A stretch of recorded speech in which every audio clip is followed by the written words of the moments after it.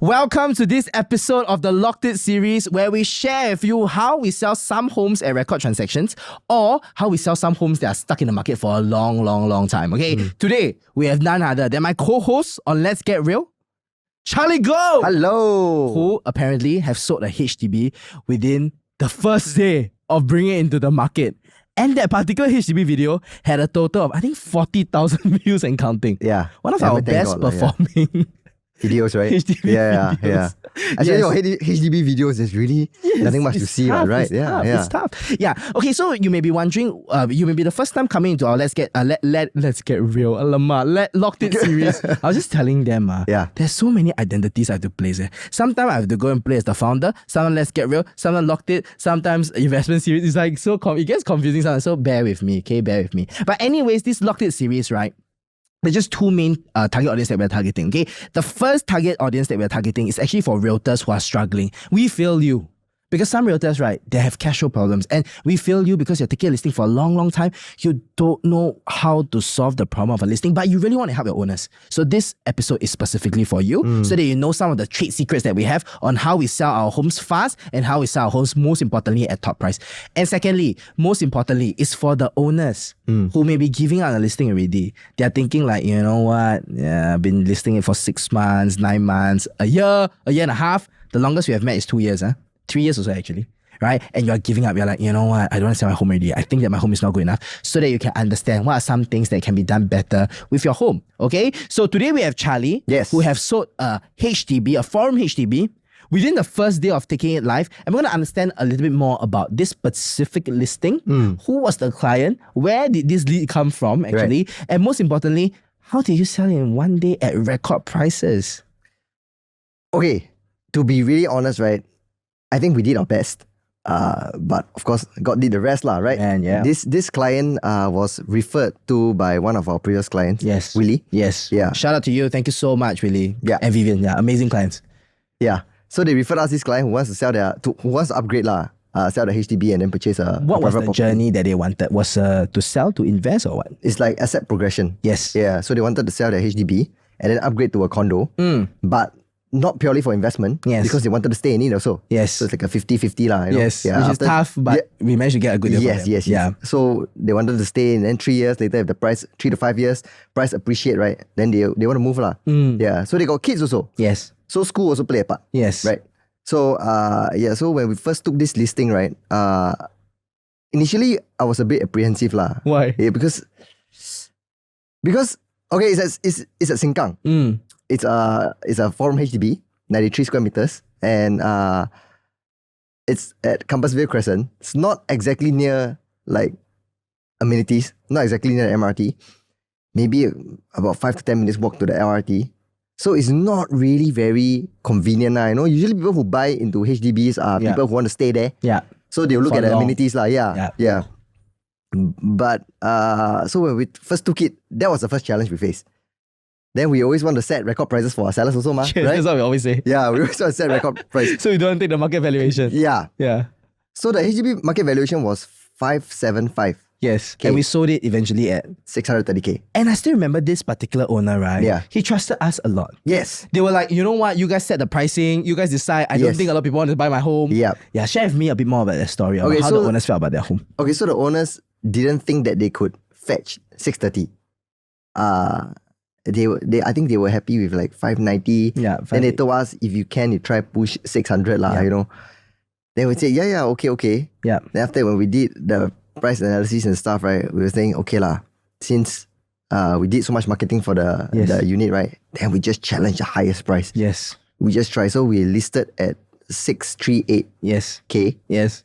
And we closed it at 630. Thank God. Yes. Yeah. So it's quite crazy. It was first viewing. That's right. Yeah, first viewing, and within like 10 minutes, once the buyer left the unit, right, he made an offer through the agent. Yes, that's right. I think this is something that a lot of owners know. When they work with very good realtors, right, they're actually making money more than paying the commission. Yes. Because a lot of owners, right, they always think about that 1%, 2%, 2.5, 3% that they're paying, right? But in actual fact, an agent can easily say, okay, you want 580, let's take it, because it's easy to close. Yeah. But in our team, we have a bad habit. What's the bad Which is habit? that we need to set record prices. If not, we cannot sleep. So when we saw 575 as the valuation, we're like, cannot. Because our unit's on the 8th floor. Yes. And this unit and the last transacted, which was a month back before we sold, on the 11th to 12th floor, was going at 620. Yes. And we're like, we're on the 8th floor, yet we want to have a bragging right for our owners to say that, hey, we sold a top record transaction. That's how we challenged 638 and eventually closed at 630. Yeah. So what were some of the main challenges that you actually faced in the listing, pre-listing the home, right? Pre-bring it live? I remember there were some of the things that were, a little bit jarring, or there were some things that you felt that, wow, it's a bit tough to sell. Okay, I think firstly, because it's a 5-year-old home and the owner has 2 kids. So generally, if you have kids, right, there will be wear and tear in the house. Correct. So the house probably won't be like the best looking home. Was it messy? It was. Okay. Yeah, because got kids, ma. Because in the home tour, it looks very clean. Yes. It's not very messy. The owners are still quite tidy people. They have a helper and all that. Yeah. But it's definitely not home tour video standard. Yes, So we had to do a lot of work. We had to tidy up the place, declutter the place. Yes. And then we shoot a video. Yes. Yeah. And then one of another problems that we faced was because the unit, right, the living room facing is actually facing the neighbor's yard. Yeah. So if the neighbor come to the yard, they can actually look into the living room. Yeah. Yeah, that's one of the... I guess that's one of the downside to the property. Yes. Yeah. Yes. But at the end of the day, I think nobody will permanently be in the yard one. So it's okay one. I'll do a zip but track. But they got zip track. The owners got zip track. Yeah. Because they're in the curtain business, right? They got a very nice automatic curtain, track, which ended up being one of the selling points for the property. Yeah. Because once you bring the thing down, right, then the neighbors cannot see you already. Right? Absolutely. So how did we find ways to mitigate this? So when the listing went live, right? Yeah. When it was listed, right? Yeah. And it was closed within the first viewing. Yes. Right? And a lot of people say, you see, agents work very easy close within the first viewing. No, it's really not as easy. Yeah. It's the filtering process that go through behind that. How do we package the home? How do we send to all these buyers before they come down so that we don't have to waste the owner's time? Yes. When they see the home tour video already, I was just speaking in my previous Locked It, right? That the home tour is not just to disseminate to get buyers in. Yep. That works. We are kiasu, we do that. But most importantly is that these home tours actually help to set the first good impression of the home. Yep. And it really did, right? Yeah, it did. So we had Lucas on the home tour shoot with you, unlock shoot with you. Yeah. And when we sent this to this particular buyer, they loved the video. They came down, and that was already the second viewing. Yes. Right? Yes. So during the second viewing, during the viewing on site, right? What was the objection? Was the objection what you predicted? Yeah. I mean, everybody, we went to the living room. Oh, very nice, living room, very nice, right? Yes. Because we clean up the place, ma. Yes. On aircon, on music. Stage out the place. Yeah. And then when they walked to the living room, right, then they were pointing to the yard, like the neighbor's yard. Then I had to sell them the whole curtain thing. Yeah. Because the curtain was quite cool. Yeah. It's automatic. Yeah. You just jack a little bit, right? Then you just close off. Yeah. Because the owners are in the curtain business lah. Yes. Yeah. I can't remember what the curtain business is, but you guys should go check it out. It's quite cool. Yes. So I sell them that. Yes. And some of them bought into it. Yes. Yeah, it's like, it's not a big problem. Then they realize actually it's not a big problem. Yeah, it can be solved. For that budget, it's actually not a very big problem, right? And a lot of HDBs nowadays, there's always some peculiarities about it, right? That we have to mitigate.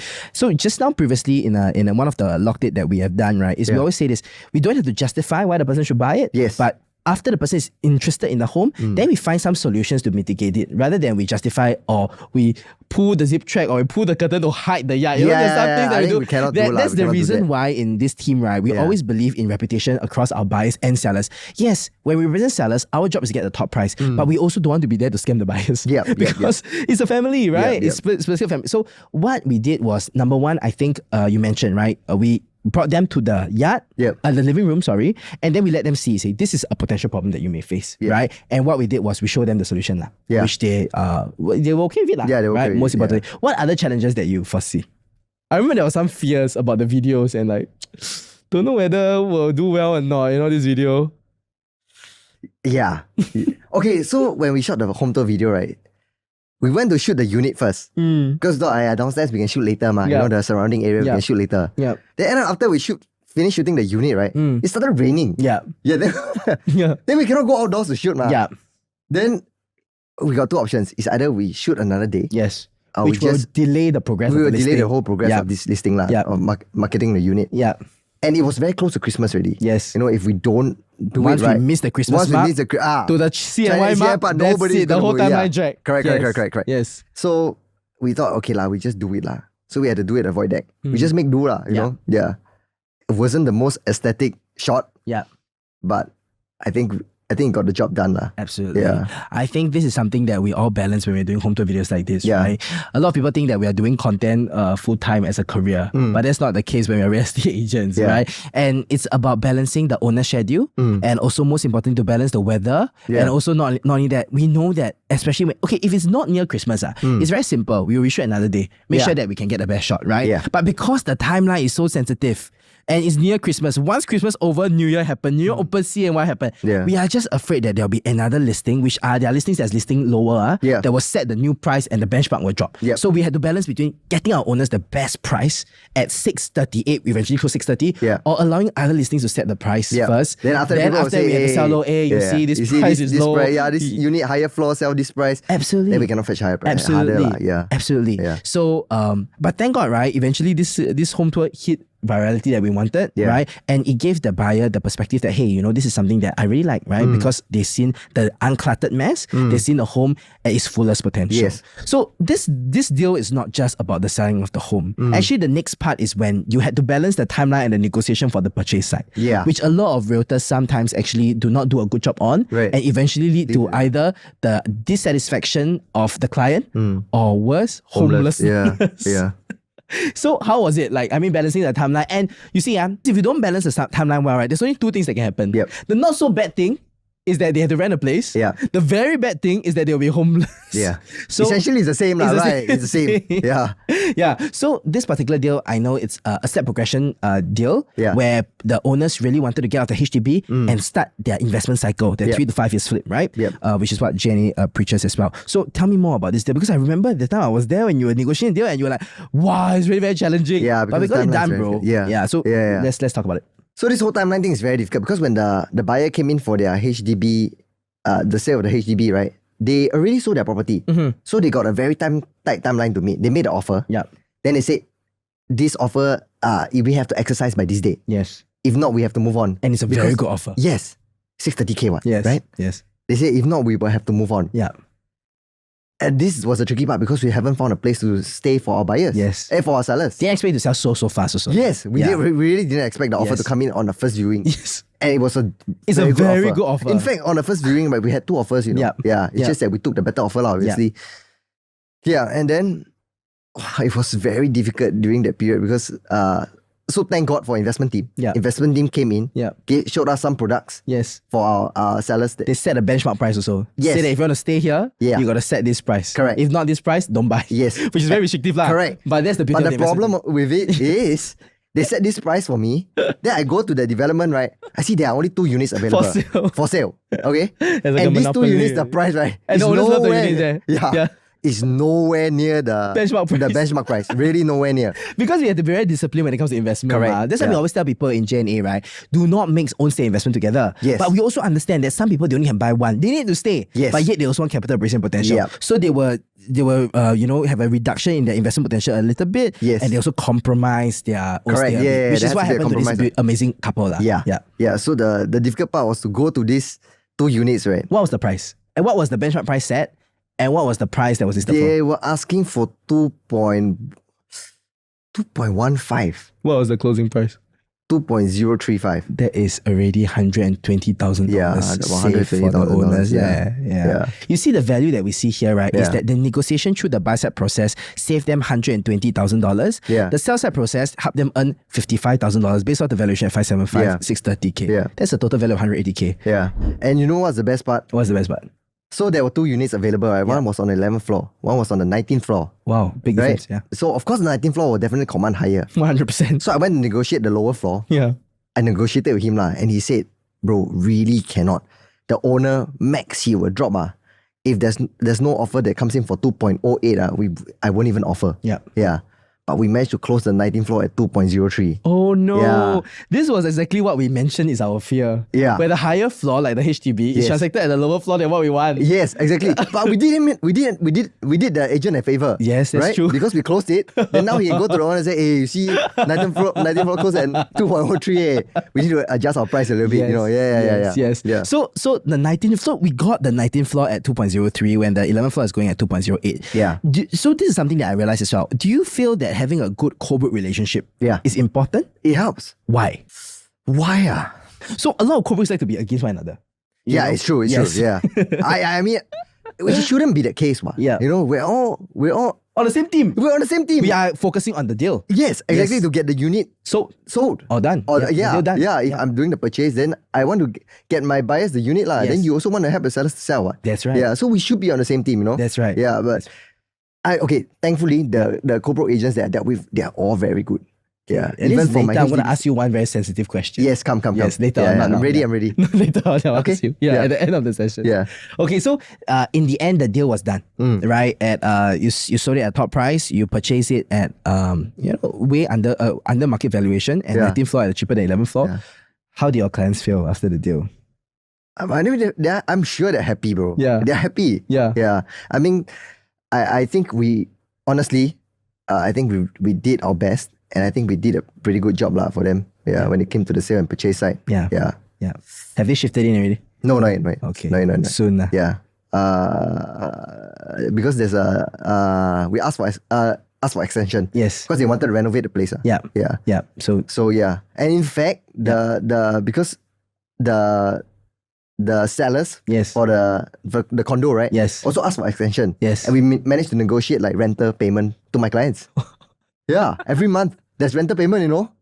So it's not good to be against our team now. I mean, that's nice. Yeah, I mean that's nice. Yeah. We always in JNA Real Estate. One thing that we believe is it's not a cookie cutter approach. It's not like every listing is the same, every negotiation is the same. We always try to squeeze as much as we can for the person that we represent. Yes, right, which is something that we like, and we don't earn any commission from this type of things like rental, earning back, and stuff like that. We just want to make sure they earn more, and just make sure that they get a good deal. Correct, because they have gotten a strong team to represent them. Yeah. Okay. So now this is the part where a lot of people like to wait for because it pulls the heartstrings, right? So I want to ask you one question, and Charlie is totally unscripted during this whole show, and the reason behind that is because we also want to be authentic, right? We don't want you to have like slides to show you things, to dress up things, and this even more unscripted, right? In a way that he doesn't even know what questions we're going to ask. Okay, if it's a bad question, I'm not going to answer it. No, so he definitely can't deny any questions that we're going to ask. Okay, so the question is this.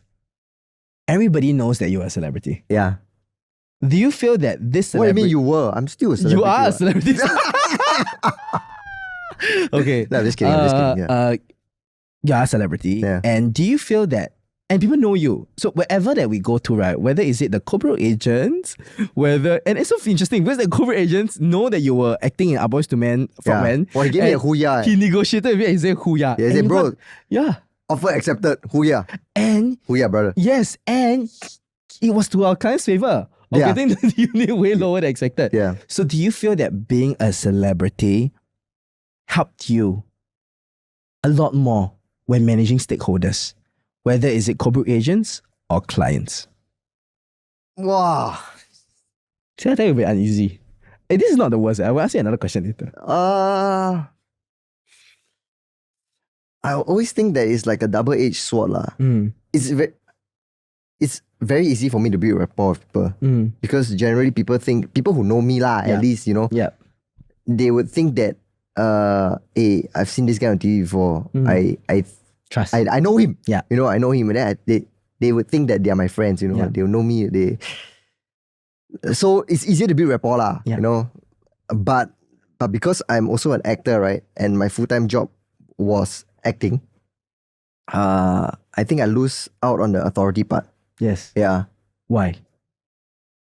Because I just started not long ago, less than a year. Yeah. Yeah. So people think that this guy is like a part-time agent. I know he may not know the real estate stuff. Yes. Yeah. Yes. But I know, bro. Yes. Why do you say that you know? Because for the past like 8 months, right? Wow. That I joined this thing. It's crazy. It's crazy. Maybe we can share with our viewers. I'll share with you. Steep. Yeah. It's like every day I come to the office, right? Then I'm in this team. Of course, there are expectations. Yeah.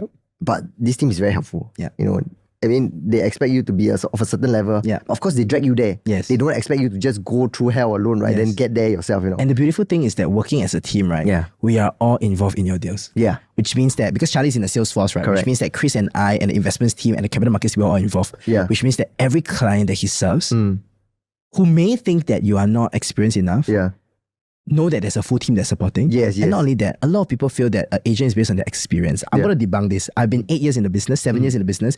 Experience doesn't mean anything. You can be experienced on the bad things or the wrong things. Yeah. The key thing is knowing what's the system, what's the operations that get listing, what is the equation to get listings sold. Yep. And then a learned heart, a willing heart to work hard, which you have the last part. Yeah.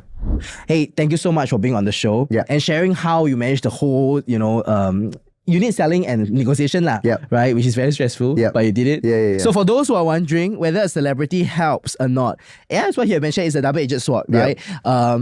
We have seen that people are more willing to work with him because he's a celebrity. And of course, there's the expectation that, he has that is a bit more stressful, right? But in this team, we always believe that we're going to stretch each other out more so that we can push the top prices for our owners.